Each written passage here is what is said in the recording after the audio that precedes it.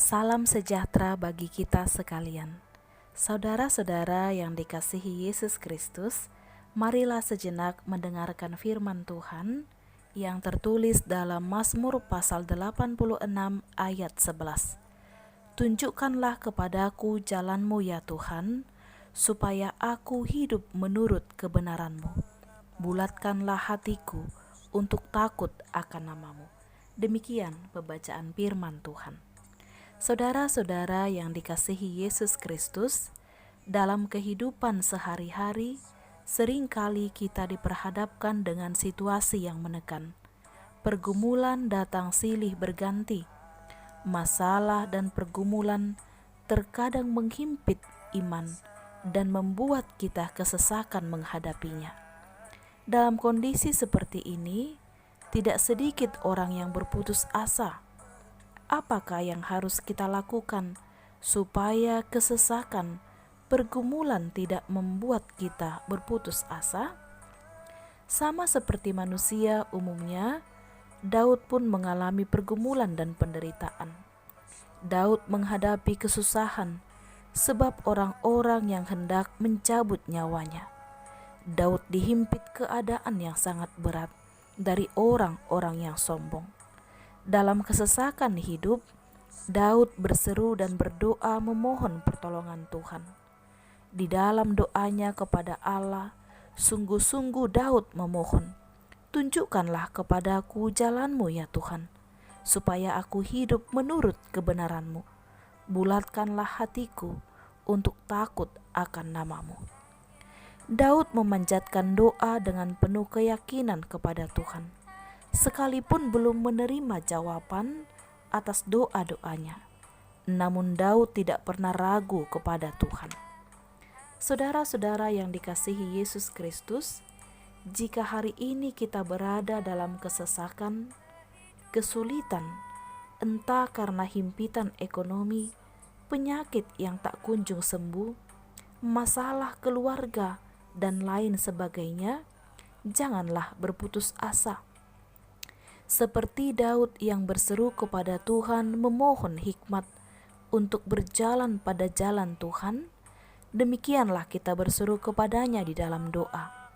Percayalah bahwa Dia adalah Allah yang peduli terhadap pergumulan kita umat-Nya.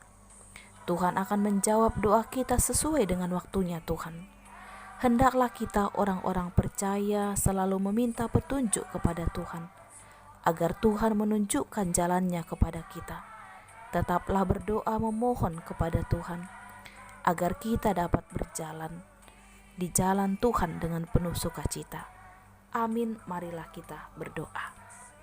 Terpujilah Engkau Bapa di surga, yang menganugerahkan kepada kami kehidupan dan kesehatan. Di akhir pekan ini, Engkau memberikan kami sukacita yang melimpah-limpah, dan kami mendengarkan firman Tuhan yang menguatkan iman percaya kami untuk tetap memohon kepada Tuhan di dalam doa kami, agar Engkau menunjukkan jalan-Mu yang benar kepada kami, sehingga kami dapat berjalan menurut kebenaran Tuhan. Allah Bapa di surga, terima kasih untuk firman Tuhan. Kiranya itulah yang menguatkan kami untuk berjalan hari ini bersama-sama dengan Tuhan. Bapa di surga, berkatilah umat-Mu pada hari ini di dalam melakukan segala aktivitas kami bersama-sama dengan Tuhan. Begitu juga untuk setiap saudara-saudara kami yang sedang sakit. Kiranya Engkaulah yang menumpangkan tangan-Mu yang penuh dengan kuasa untuk menyembuhkan mereka. Allah Bapa di surga, berkati juga pemimpin kami di tengah-tengah bangsa negara kami. Engkaulah memberikan hikmat bijaksana, sehingga melalui mereka bangsa negara kami semakin pulih oleh karena virus corona. Kesehatan semakin membaik dan ekonomi semakin meningkat, dan kami dapat bersuka cita karena Tuhan. Allah Bapa di surga, hari ini kami serahkan hidup kami kepada Tuhan. Terpujilah Engkau Bapa di surga, hari ini kekal sampai selama-lamanya. Di dalam nama Tuhan Yesus kami berdoa, bersyukur kepada Tuhan. Amin. Saudara-saudara yang dikasihi Yesus Kristus, selamat melakukan aktivitas hari ini dengan penyertaan Tuhan. Tidak lupa mengikuti 5 protokol kesehatan. Yang pertama, memakai masker. Yang kedua, mencuci tangan dengan air mengalir atau menggunakan hand sanitizer.